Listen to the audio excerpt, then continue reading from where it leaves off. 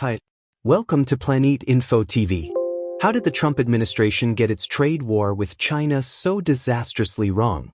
In this eye-opening lecture, Sean Stein, a veteran U.S. diplomat and current president of the U.S China Business Council, takes us inside the room where the decisions were made. Drawing on his first-hand experience, Stein reveals the 4 fatal miscalculations Washington made about Beijing. He shows how these errors not only led to a humiliating diplomatic standoff but also dealt lasting, self-inflicted damage to the American economy. This is more than just a policy analysis. It's an insider's story of hubris, misjudgment, and the high price of failing to know your enemy. Okay guys, before we listen to what he has to say, I am just going to ask those who have not subscribed yet to our channel to do me a huge favor and hit that subscribe button. It really helps us out. Thanks a ton. Here we go. So thank you very much for the kind introduction. It's really great to be here, an honor to be here with this great program after such amazing panels. I have to say, I don't know when the last was that there was so much interesting discussion at a conference. And so congratulations on getting such an amazing group. And I'm looking right down here at both Dan and Arthur, and I'm like, those are the 2 people that really inspired me at different times to think more deeply about China. I remember back in 2010, Arthur will have no recollection of this, he was invited to speak to the consuls general from folks around China. Maybe it was 2011, and we're sitting in this little Italian restaurant, and I was like, wow, I've never thought of things this way. And so it inspired me to go out and buy his book, so I recommend it. There's probably now a new edition. And then for Dan, Dan taught me something really important. Not just the importance of reading China policy statements in depth to see what they mean, but also to see how they're interpreted by Chinese entrepreneurs and the Chinese business elite. And so that's also shaped a lot about how I think.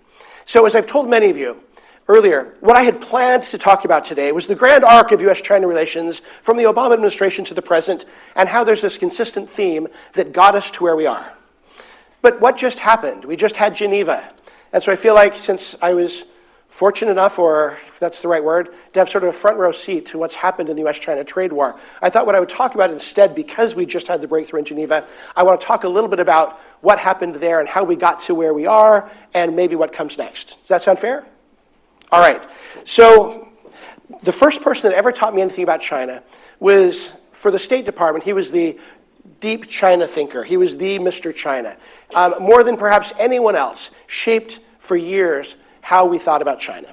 And that was the estimable Stapleton Roy, who I bet everybody here knows, or at least everyone has heard of. And so I was working with him in Jakarta in the late 90s. And I was his +1 to an event. And I don't remember who it was, I remember where it was, but I remember it was someone speaking about geopolitics, and it was a former foreign minister or something, and so I'm his +1 and we're sitting there. And I don't remember what he said, the speaker, but I remember he got to a point, and he said, and to quote from The Art of War, Sun Tzu, and then Stape leans over to me and he says, anytime anyone refers to the art of war, that's permission to tune out. Nothing else is going to be of value. And then he pulls out his newfangled Palm Pilot and starts to play Free Cell. And so I learned I learned 2 very important things. First thing I learned was I needed a Palm Pilot. And the second was never refer to the art of war. And so I do not intend to change that. In the 20 years I've been working on China, I have never quoted the art of war. And I also look at that as permission to mentally check out. So I'm not going to do that. Instead, I'm going to quote the great American poet, and I wonder if anybody even knows him, Zach de la Rocha. Who knows who Zach de la Rocha is? Who's Zach? I'll give you a hint. That's right. He's a rage poet, right, from Rage Against the Machine, a band that probably couldn't even play at Stanford. And essentially he says what? If you're going to go to war, you got to what? You got to know your enemy. And by implication, you got to know yourself. And so when we're talking about a trade war with the United States and China, when I look at how it's played out, from beginning to end so far up through Geneva, it's been characterized by the U.S. making that very fundamental mistake of not knowing its enemy and not knowing itself. And so I want to talk a little bit about the things that we've been talking about with the Trump administration from before the trade war, and then how it played out in practice and what that might mean for business going forward. Fair? All right, I'm going to go fast. So early on, even before this started, we were talking to members of the administration about what was to come. And it became readily apparent from early on, even before inauguration and after inauguration, that there were several things that we felt the Trump administration got wrong. And I'm not talking about policy. I'm not talking about disagreements over the utility of tariffs or export controls or any of that, but fundamental basic facts about China, because our belief was that whatever your policy outcome is, if you're not basing it upon facts or the reality, then you're not going to get what you're looking for. It's not going to be successful. And so the first thing, I remember sitting with someone who then became a Senate-confirmed member of the cabinet, and we were talking about the roadmap for where we were going with China. And I told him I was worried about what happens if we go after China in a way that's too aggressive. And he said something that stuck with me that I then heard from all over the administration, not just from this one person.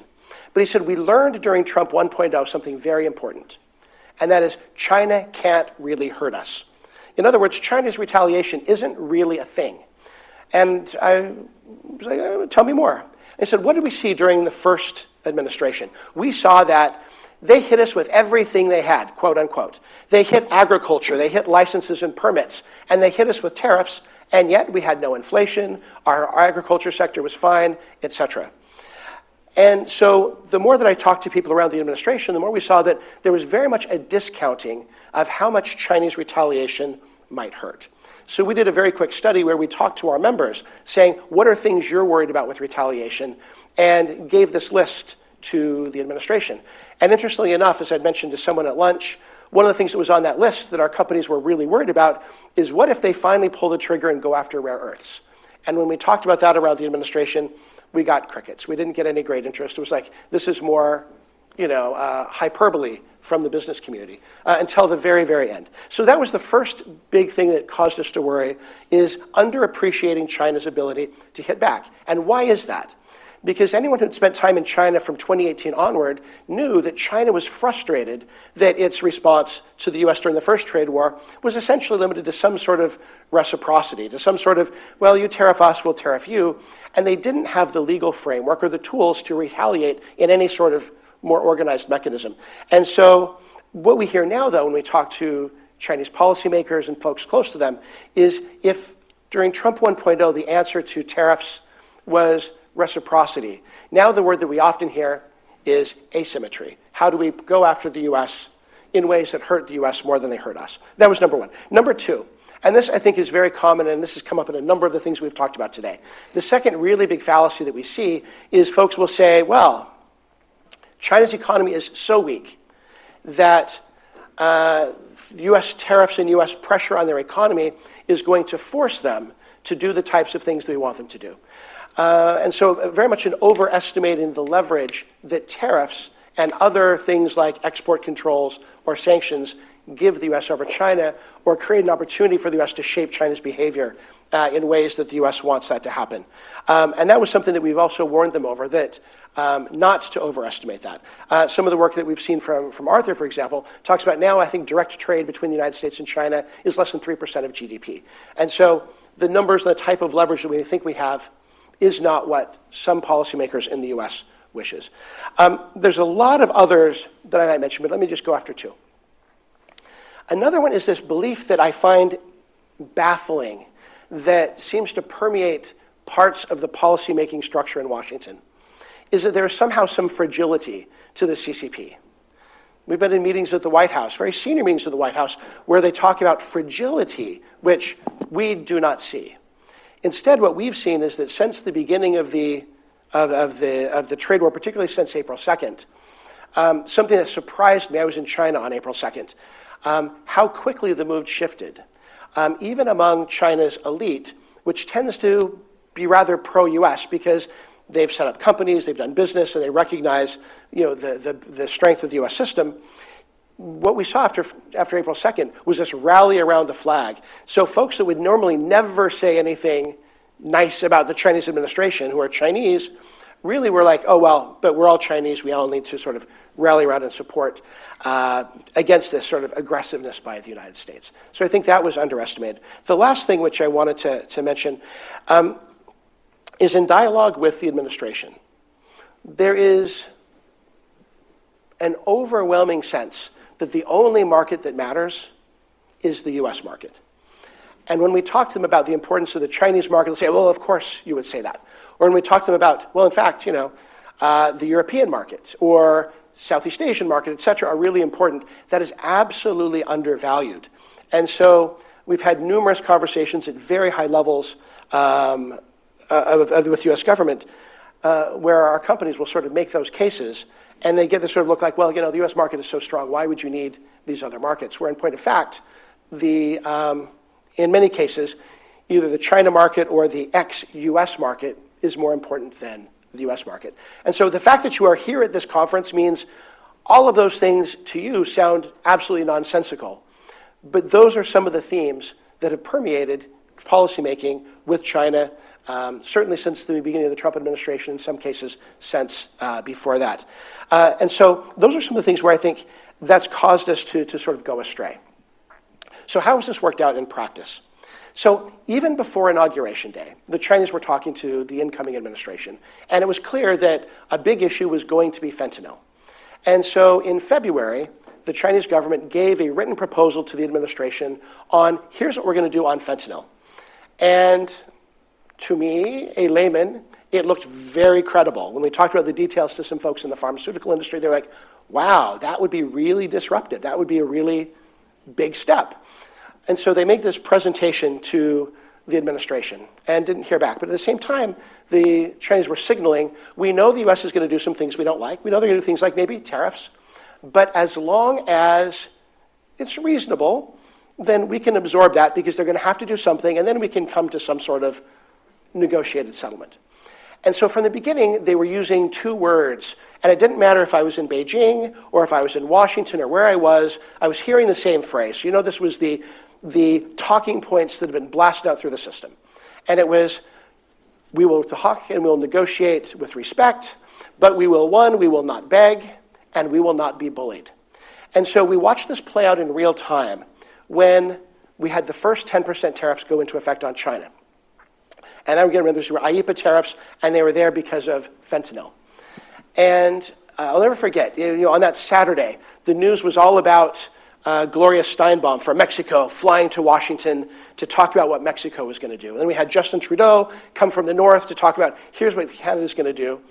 And I'm talking to the Chinese, like, yeah, that's not what we're going to do. We're not going to beg. That we don't play that. And so what China did, as everyone knows, is they put tariffs on some manufactured goods, some agricultural equipment, did some other things in terms of response.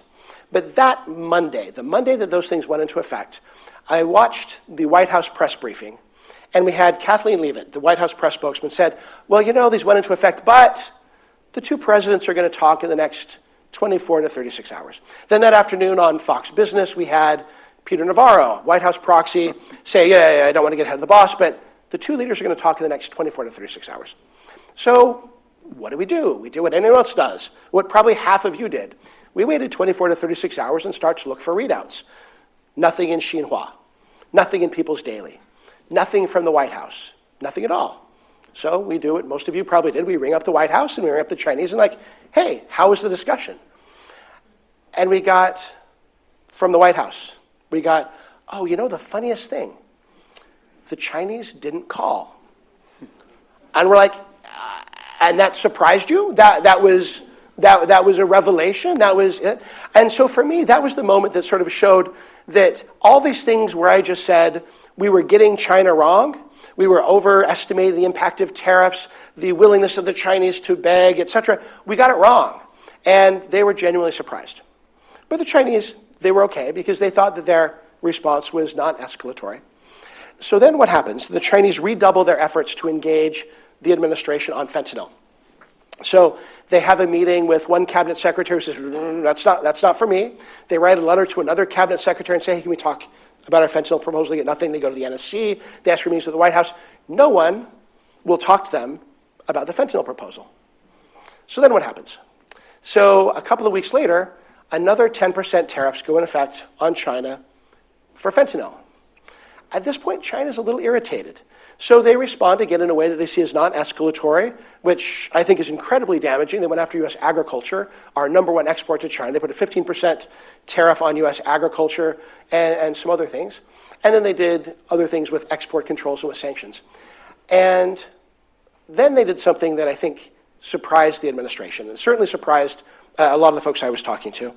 They put out an uncharacteristically harsh statement out of the embassy. It was then repeated later for the Ministry of Foreign Affairs back in Washington. And people were calling it the mean tweet because most of us saw it first on Twitter, right? But it was on their website first.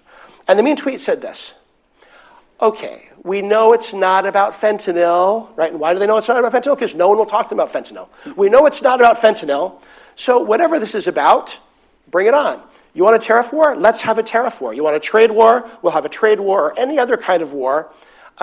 Then we're ready to do it and pursue it to the end. And so this was China's way of signaling, okay, what is this about? It's clearly not fentanyl. It was their way of sort of expressing frustration. And never has there been a more misinterpreted tweet, I think, in the history of the world. I remember seeing after that, seeing all kinds of blog posts and tweets and other things about how that shows that China's threatening Taiwan. It doesn't show any of those things. It shows China's frustration with the U.S. So, because I want to get to questions, let me fast forward a little bit and get to, after that, the challenge became, how do we get the two sides to talk? So there was a big effort to figure out how to engineer this. And where it landed, it got buy-in from, theoretically from both sides, was that since neither side had enough trust of the other side to really engage too directly, right? Neither side had the patience to engage in an 18-month negotiation like phase one. Neither side had any of this. Then the idea was, how do we break this up into small, if you're the White House, you call it deals. If you're the Chinese, you call it confidence-building measures, and set out an escalatory ladder of action on the Chinese side, reaction on the U.S. That things started to move that way. But then Liberation Day happened, and the mood changed completely. And this is where, again, we saw, I think, the U.S. misread or misunderstanding of China really caused a lot of damage. And that's because the U.S. did not expect China to retaliate. And I think anyone that had been talking to the Chinese knew that China was going to retaliate, that they would not be able to not retaliate. And so I remember I was in Beijing and had just talked to folks at the embassy and said, there's going to be retaliation. This is going to be bad. They're like, no. They get the message, they're not going to retaliate. And of course, they retaliated and we got into this massive triple-digit sort of spiral that did enormous damage. Even though it was short, did enormous damage to the U.S. economy. Did some significant damage to the Chinese economy. And maybe we can get into how that worked in sort of practice. But sort of in closing then, let me just talk about a couple of the things that happened, even though that period of triple-digit tariffs didn't extend for very long. Let me talk about some of the things that happened. We had hundreds of U.S. manufacturing jobs during that time moved overseas. And they moved overseas not necessarily because of the need to evade Chinese tariffs, but they moved because the U.S. tariffs made the U.S. too high cost a production base to then re-export to the rest of the world. One example, a medium-sized U.S. company with several $billion of exports per year, 1/3 of their global exports goes to China, the rest goes to the rest of the world. I remember meeting with their CEO and he said, look, I knew that we would have this tariff war and this trade war with China and that I'd lose all of my China market. That's okay, that's only 1/3 of my global market. What I didn't get is how high prices would go coming from China. And so now, even though I import from China less than 1/7 what I export to China, what I import from China isn't shoes or garments or televisions, it's raw materials that go into what I manufacture for the rest of the world. Now with these tariffs, I'm priced out of the rest of the world. So I didn't just lose my market in China, I'm losing my market globally. We have other companies who talked about the need to then rebalance production out of the United States to places like Malaysia and to Thailand and to elsewhere so that they could remain globally competitive. More alarming was a meeting that I had that was a chance meeting and I then followed up with. As I was leaving my hotel to come back here from Shanghai, in the lobby of my hotel was the China CEO of a very, very, very, very large European conglomerate, one of the best-known European companies that's involved in everything from semiconductors to new materials to name it, they're involved.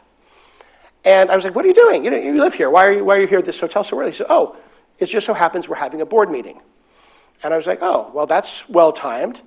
And and he said, well, yeah, but it was planned, almost a year ago. It just so happens that we're here this weekend. And I was like, how's it going? He said, oh, well, I'll tell you how it's going, and you're going to hate how it's going. I said, fair enough. He said, over the last number of years, we've spent a lot of money focusing on our capacity in China. We've been in China for Asia, in North America for the Americas, and they kind of duke it out over the rest of the world. But now we're moving to, and this is what our board is talking about, because of the tariffs and unpredictability, we're now going from that model to what could very well become an in China, for China, and the world -1. And the -1 is, of course, the U.S. market. So, of course, after that, I've tested that with a number of European companies, and there's this growing European skepticism of the ability to invest in the U.S. market because of the predictability, and favoring the China market as a source of investment, or as a place to invest, because of a variety of reasons. But that's what's come because of this short period of triple-digit tariffs. It will have lasting impact on the U.S. economy. And so we got all of the downside of tariffs and the trade war, and we're getting none of the upside because of how it's been executed. So all that is to say that I'm the person that has spent years beating up on China because of its failure to implement previous agreements. I'm the person that has spent years going into MOFCOM, yelling at them about the need to level the playing field, the need to open up government procurement, and all of that, the need to protect IP. And so I find myself in a different place where absolutely those are real issues that we need to continue to fight for. But we also need to have a U.S. policy that's grounded in a real understanding of China and its economy and where it is. Otherwise, to continue to pursue this kind of policy, again, will bring all of the downsides of tariffs and trade wars without bringing any of the upside. So we're in a dangerous time, but fortunately, at least the two sides have called a 90-day hiatus that can give the two sides time to think and reflect. So that's definitely a positive step. Let me stop there, and we can do questions. Wow, thank you, Sean. Sean had mailed me some ideas he was going to do about the long-term follow-up, and then Sunday happened. And I go, I remember, Matt, we sat there, can we get him to talk about Sunday? Thank you for doing that. And then we said, we don't dare ask you to do that. But I didn't know you had a long plane ride from China. Yeah, so I'm sure that's what you were doing on the plane. So I'm going to ask 3 quick questions that are following up, 2 of them that are following up of things that you just said. And then I'm going to open it up. Give this talk in the White House or to the executive branch people in commerce or the one you just gave. How do they respond to you, to that? So we have given that talk in a much gentler way. Yeah, of course. To multiple cabinet secretaries, to multiple principals at the White House. I have not been in them, but some of our CEOs have been in to give this brief to the president. And what we've been very clear is that everyone agrees that we want to bring more manufacturing, more investment to the United States. However, the reckless application of tariffs makes that harder and harder to do. And we get a variety of responses. None of them so far have been particularly reassuring. We had one meeting where we were talking about both the employment effects and the effect on investment, both in the United States and overseas, of triple-digit tariffs. And what we got was, this is just a short-term problem, it's going to go away, don't worry about it, it'll all be fine, to it will be, when we talk about the importance of the global market, it'll be like, well, but once the U.S. market really takes off, then, then that will be, you'll understand just how important the U.S. market is. So we haven't felt like we've had, at that level, really a depth of understanding about how the U.S.-China economy works and the long-term impact of tariffs. And so the real question was, do they believe what they're saying to us, or do they just feel like they have to give sort of a party line? And we don't know the answer to that. But none of the meetings did anyone come out of them feeling particularly reassured. In one meeting in particular, I don't want to get into which cabinet or which sort of person, was with financial service firms. And one of the meeting's objectives was to talk about what was the state of the China economy and how did U.S. financial service firms see it playing out. And so imagine, some private equity, imagine some investment bankers, imagine some commercial bankers, imagine a variety of sort of industries. And the answer they came up with is, yeah, China's economy has some fundamental weakness. The weakness is not uniform around the country, and you see it in different sectors, but overall, China's economy is not on its knees, and well, it's better than it was last year. And that some of the cyclic problems have probably resolved, and now it's structural. And got enormous pushback from people in the administration saying, well, no, whether we understand their economy is very weak, and that gives us strength. And so I think that our view is there's some very strongly held views within the administration. And while we may agree with the goals of those views, maybe some of the details about how things play out isn't something that we would share. I see. Yeah, so you just gave us two examples, sort of the bringing in imports at 150%, and even though it's 1/7 of your cost and you can't export to the rest of the world, you're going to hurt U.S. companies, right there. And then you had the European companies who are going to take advantage of this. You said twice, this has caused permanent damage to the U.S. economy. Yeah. So I want to know, and then Sunday happened, and it's down, and I have a couple buddies. I came over on the flight right before you, the day before you, and when I was over there, I was talking to people, and they said they're going to do some other deals, and it's going to come down more, is it permanent? Or if we do the deal with the Xi Jinping that I love, can it go back to, there's been damage, but is it not permanent? So what do you think of that? Yeah, no, that's a great question. So is all of the damage permanent? No. Some of the things can come back. Is some of the damage permanent? Yeah, great example. Have a company based in the South in the United States, one of the largest family-owned firms in the United States, worth multiple billions of dollars, that they have been based in the United States since the 1850s, and the heart and soul of their product has always been manufactured in the United States. But the lesson they learned from COVID, because they sell into global markets, is we have to build resilience into our supply chain. So they build additional capacity in Malaysia. Well, as soon as the tariffs hit, they're like, okay, well, maybe it's time that we ramp up production in Malaysia. We test this out so we can continue to export to the China market, because that is not only our largest market, but because of what we produce goes into China's export machine, then this is our key to global markets through Chinese products. And so what he told me is, he said, well, we ramped up in Malaysia, and in fact, it's going wonderfully. And so will we ever move this back to the US? Probably not. In other cases where things are more fungible, perhaps. So that's one way, that sometimes when manufacturing leaves, it doesn't come back. The other area, though, is that we've had this problem in China for a long time, particularly in tech, where Chinese buyers, even though they need and rely on US technology, in the back of their mind, they worry, will that technology be there in the future? But that's always been in tech. What I just heard on my last visit was even from pharmaceutical companies saying, wow, we're not so sure that you're going to be there when we need you. And so what we're seeing is a tripling down on localization of pharmacology products in China that we would not have seen. And at the same time, what the Chinese authorities are doing is saying, well, you know what, maybe the American companies aren't going to be there. So they're granting permits and other things to Chinese companies and European companies to expand production rapidly in China to displace American producers. And since one of the high points of U.S.-China trade has been in life sciences, this is going to be long-term damage to the U.S. There's other examples, but I think that's two where changes in the U.S. and changes in China that have been put in motion will lead to the lasting damage to the U.S. economy. Right.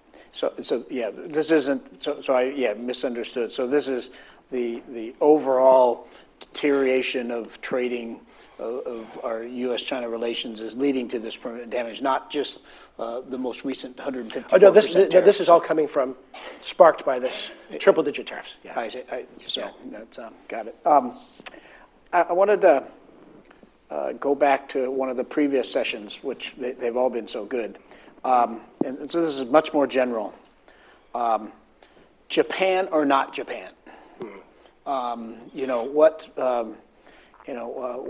is China? And maybe if I can give you my 60-second version.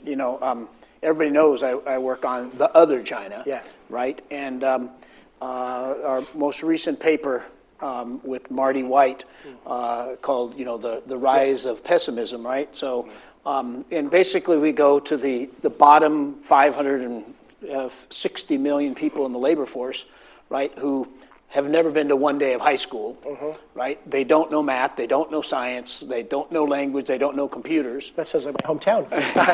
Yeah. Well, that's are you from Idaho? Idaho. Yes, exactly. It sounds like my hometown, Bellflower, California.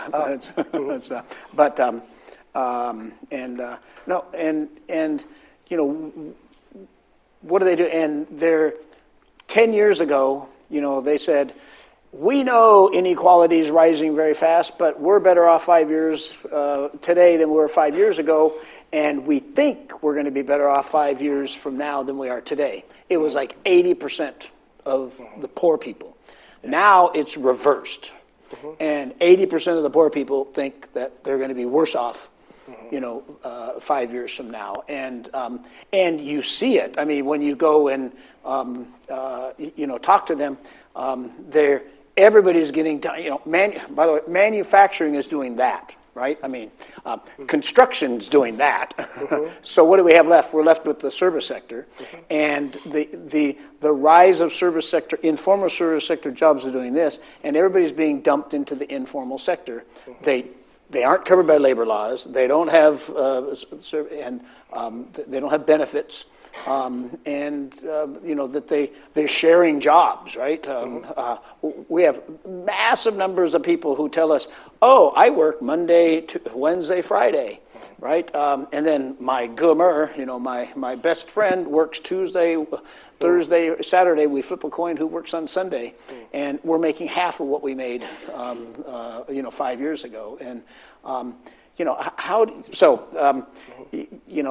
that's Mexico, not Japan. I mean, Japan is, we tried to plan our economy, and we have the best TVs, we have the best automobiles, we have the best chemicals in the whole world, but there's 92 industries, and our other 88 industries, didn't do it, right? And so for 30 years they haven't, because we tried to plan our economy. Mexico is, we hit this peak with higher wages, and you got so. Japan or not Japan, Mexico or not Mexico? Yeah, I think not Japan. To steal, I think, one of Dan's phrases, because I still think there's a lot of fuel in the tank. And I think that, earlier in the previous panel, there was a lot of discussion about AI. And where I think I come out on this is that at the end of the day, it's not who has the best model, right? A good enough model is a good enough model. Where it really makes a difference is in the application. And what I'm seeing around China, this is going to cause even more of these employment effects that you're talking about that are not going to be good for the poor, the folks who don't have the same education.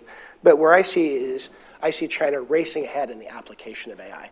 I remember after DeepSeek, SASAC, the organization that supervises the multinationals, put out an instruction and said, all multinationals that we supervise have 90 days to give us their AI implementation plan. And is there going to be a whole lot of mistakes and wasted money and wasted effort? Yes, as always when there's these top-down approaches. But eventually, are they going to start hitting on things that work and that drive productivity? Yeah, probably. At the same time, what we see, and I just heard this from an American company, is we're seeing an explosion of data centers in China that are exploding not because of hyperscalers, but because of these targets that are now being set by SASAC and by other entities. Everyone is setting up their own experimental data center so they can start experimenting with their own DeepSeek and their own applications of AI. So they're one-off small data centers. And then you've got the Huawei's of the world coming up with all the different ways you can apply this to different industrial applications. And so then the idea is that, some of these are going to work, and then we're going to get those hyperscaled. So I think that if anybody's going to be poised to benefit from AI, I think the Chinese economy is going to be able to do that. So That's why I think not Japan. I don't think we have endless economic stagnation or a decade of economic stagnation, but I think we have a couple more years until AI starts to bite. And then the last thing, and this is a story I just told somebody, one of the last things I did before I moved to my current job was we were asked by a large, not US, international corporation in pharmaceuticals to set up a deep dive on AI and life science. And so we put together a day-long program where we brought in all of the different Chinese AI experts that we could find to talk about that. Then we took them to various sites. And the most striking thing from that, the shock and awe moment of that, was, mind you, this is a household name company known for its drug discovery. We took them to a fully automated wet lab in the outskirts of Shanghai that works 24 hours a day, and essentially it is 1,000 robotic test stations that test reactions between large molecules, small molecules, enzymes, and all of this, and automatically logs all the data. And you might ask, why do you need billions of data points? And you need the billions of data points because they say right now the limitations on drug discovery using AI is we don't have a good enough training model. And so they're building the training model that's going to be driving drug discovery for the next couple of decades. And while I find that really impressive, what I found really distressing is the head of research for this multinational was floored. He's like, I've never even heard of such a thing. We don't do anything like this. We might have the equivalent of 20 little labs that do this that come up with maybe a few data points a day, not millions of data points per month. And so this is what I mean where I think that the applications of AI in material science, in life sciences, in pharmaceuticals, in chemical industries, I think there's a lot of potential upside. And I think the Chinese economy is going to be well positioned to benefit from that. Okay.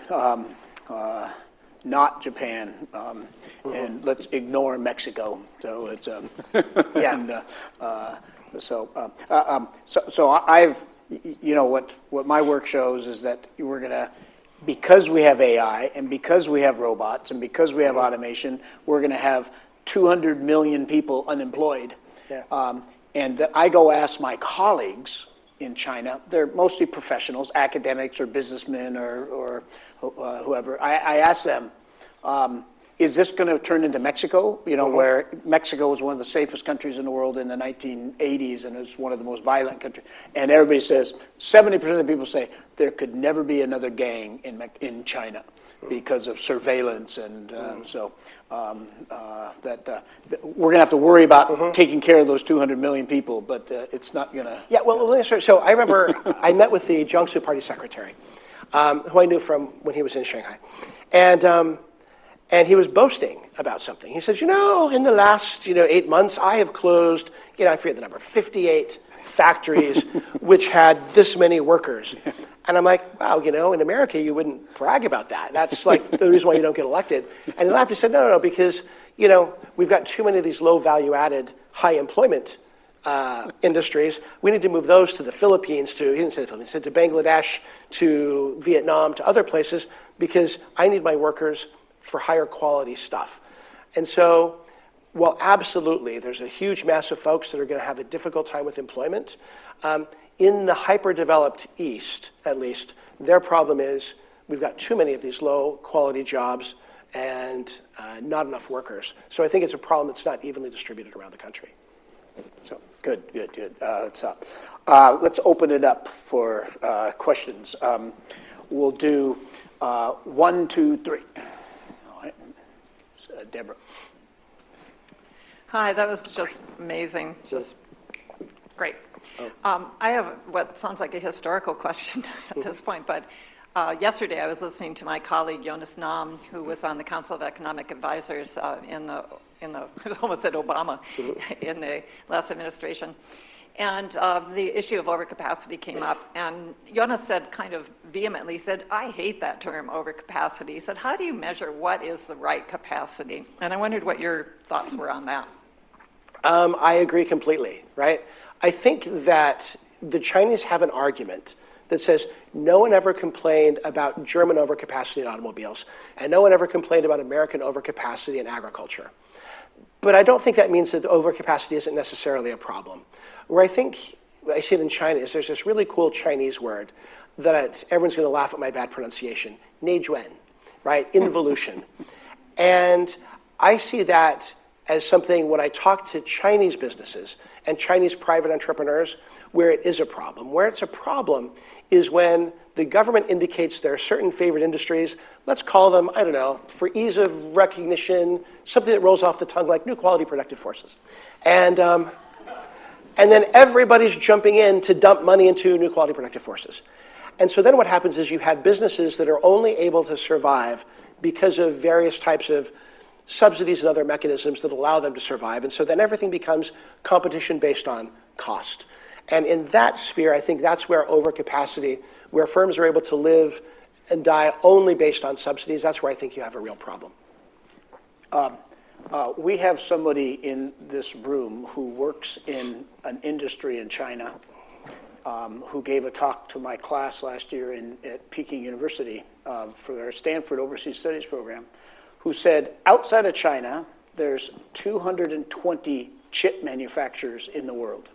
And inside China, there's 3,100 chip manufacturers. And then he'll go on to solar panel manufacturers, and he'll go on to EV car manufacturers, and he'll go and 7 EV car manufacturers make money, and 92 of them don't. So I think that I've always been struck by those kind of numbers, and see, that's what I say is Japan, right? Oh, right. And next, that's a good question, Deborah. Thanks very much, Sean. I think your assessment of the assessments or misassessments in the administration are spot on, right? And I don't get the sense yet that it's really changing. So given that, I'm curious to hear your perspective on where you think this goes next, these trade discussions. And my own take so far is that because we came down so quickly in these initial negotiations, my concern is that this is kind of the end rather than the beginning of something more protracted and substantive, and that now we move into kind of the rope-a-dope phase. Mm-hmm.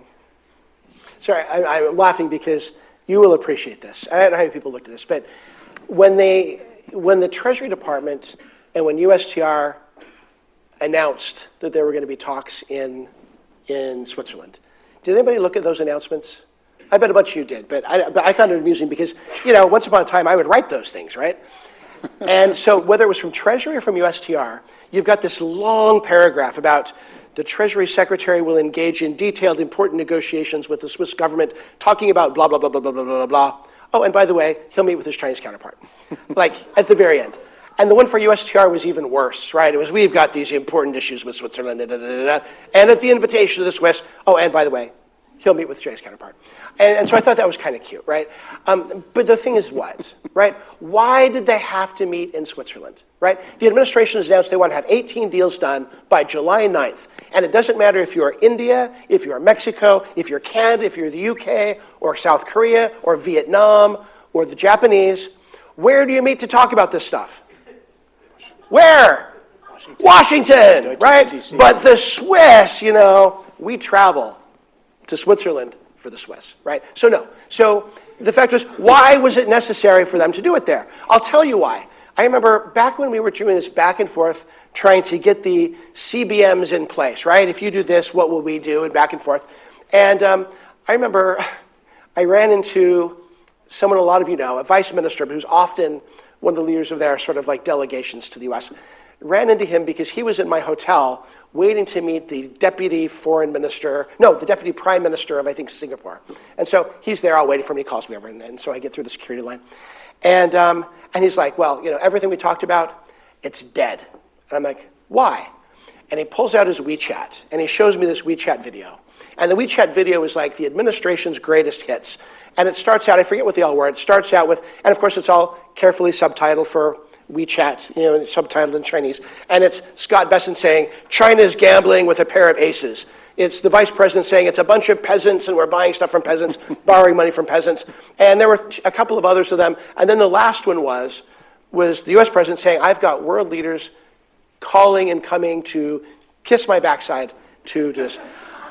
And so anyone who imagines any of us are going to America to talk about this no, we're not, right? We're not doing this, right? So why do they have to do it in Switzerland? Because no one from China was going to come here. But it was an important enough issue for the U.S. that the U.S. had to hike over to Switzerland, I think, to meet with the Chinese. And so while I think that the fundamental policy of the administration has not changed, I do think that there is, I hope, a greater acknowledgement of just how difficult a Big Bang style transition could be on the US economy. And so we've gotten moved back into the too hard box for now. Second thing I think is that one of the things that I think was also widely misinterpreted, and I remember yelling at Twitter, but which as effective as that is, people would say, well, the Chinese vice minister for public security is going to attend these talks, and that tells you everything you need to know. I'm like, no, it tells you he's their fentanyl czar, and we're going to talk about fentanyl. And so what do I expect to have happen? I expect to have happen is the U.S. is deeply concerned about agriculture. I would bet, knowing absolutely nothing from the U.S. government side, but I would bet we're going to have some fentanyl announcement soon because we want to get some agriculture exports moving again as well. So I think that's what we have in store in the short term. In the longer term, here's what I worry about. The Chinese side is telegraphing that it believes we have a 90-day suspension of all trade actions. Not just a suspension back to April 2nd, but of all trade actions. And why do we think that? We just saw a note from MOFCOM yesterday saying, well, pursuant to our agreement on April 2nd, we are rolling back even our things on export controls and even our sanctions, our things on the unreliable entity list. We're rolling all of this back.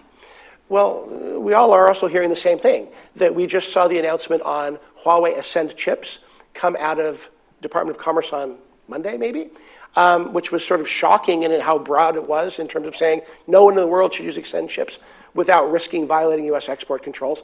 That is a whole new level of long-arm jurisdiction, and we understand there's a large package of firms that are going to be put up on the entity list, hopefully by the end of the month, in the words of, I think, or in the thinking of people at Commerce. So I think China believes we're now in this 90-day stasis, and I don't think that the U.S. necessarily sees it the same way. So I think we could have this rupture where the Chinese will believe the U.S. is acting in bad faith, and the U.S. will believe China is overreacting. But so I don't know if this 10% can hold, and I don't know if we're going to get into another sort of spiral, not in tariffs, but in sanctions, counter-sanctions, and that sort of thing. So I think there's still some other maybe theaters of this trade war that could open up in a way that could be very damaging to the U.S. economy and to the Chinese economy that wouldn't help anybody. Two quick questions. Let's ask them together, and then you can answer them together. And I will try not to filibuster. Sorry. No, keep going. Yeah, actually, very related to the last point. I'm very curious, what lessons do you think China's government specifically has learned about, or maybe adjusted to, negotiating with the United States in the future on all sorts of issues besides just the trade issue, when it can do with also Taiwan-related subjects, or the South China Sea? And the same thing applies to what lessons do you think other foreign countries' governments might gain from this that could work against the United States? Dan?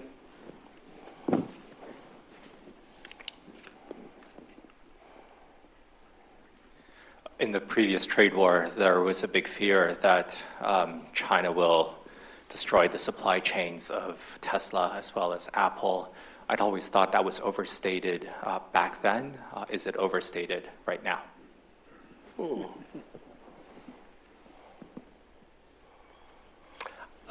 Great questions both. On what has China learned? I think what China has learned right now is that, I wouldn't say it's so much a negotiating strategy now, but that the sense I got over the last couple of weeks in China is that not only can we not rely on the United States to be consistent, we can't even rely on the United States to follow through on stuff that it's promised to do. And so that what that tells me as a Chinese policymaker, for example, is that we need to focus on what are our goals and what are our objectives. We need to keep marching in that direction and try to minimize the distraction of what's happening on the U.S. side. That was certainly an attitude I heard from a lot of Chinese policymakers, overwhelmingly on the financial side, but still, that seems to be it, that we don't know what the U.S. is going to do. We know it's not good. We know that half the administration wants to decouple, the other half wants to decouple faster. So we need to focus on our goals and not get too distracted, but impose a cost on the U.S. every time it overacts. I can't say so much for other countries. A number of countries have come to talk to us about how we think China would react to certain types of trade proposals. But I think what I'm seeing from other countries is just a caution that, by and large, relatively few countries, not all, but relatively few countries want to have a clear, stark choice between the U.S. and China. And so we're looking to see how to split the difference and trying to understand how we think China may react. But that's what I think, is I think China's going to try to keep on getting on and keep things as smooth with China, with the U.S. as they can. Dan, your question's a really interesting one about destroying supply chains. I think I have a pretty straightforward answer to that. One thing that Chinese are really good at is being pragmatic. And so when we see China lash out at an American company or a foreign company, or do an investigation, or detain somebody, or whatever, they've got this calculus that they go through about how do we minimize spillover effects onto other industries? How do we minimize collateral damage? And how do we avoid having the wrong people look at this and say, uh-oh, that could be me, I better change my posture, right? So China does this calculus about how bad is this going to hurt me versus how bad is this going to hurt them? And so I've always sort of been in the mind that they're not going to go after Apple as long as it would hurt China more than it would help China to go after Apple. I think that for Tesla, I think Tesla's an even more interesting case study, though, because they no longer need Tesla, but they also don't need to move dramatically against Tesla either. They could very easily, just let Tesla sort of die on its own in the sort of cutthroat, EV market in China. So I don't think that the going after a specific company supply chain is in China's sort of playbook, except in cases where there's an important example. And the classic case, of course, is H&M. Why do you go after H&M? Because nobody cares about H&M. It's not going to hurt their economy if it closes, and that country can't really hit back anyway. So you can go after H&M to make an example of them for compliance with a ban on Xinjiang cotton, but at the end of the day, it's going to send a message, but not much more. You can't do that with Apple. You can't do that with a pharmaceutical company. You can't do that with others. So I think they will continue to be choosy about who they sanction and go after. Wow, that was very, very interesting, Sean. Thank you for that. What I learned was your first 5 points, that this U.S. China relations, right? That there are ways China has figured out to hurt the U.S. U.S. tariffs on China are less impactful than they were before. China's economy isn't as fragile as many people thought. And the impact there is that this country will bind together, at least in the short run, and that the only market that matters is the U.S. market is not true anymore. And I think that that's something that I think we don't understand as much, and I think that's what you sort of brought to us as well as your other responses to our questions. So thank you, Sean.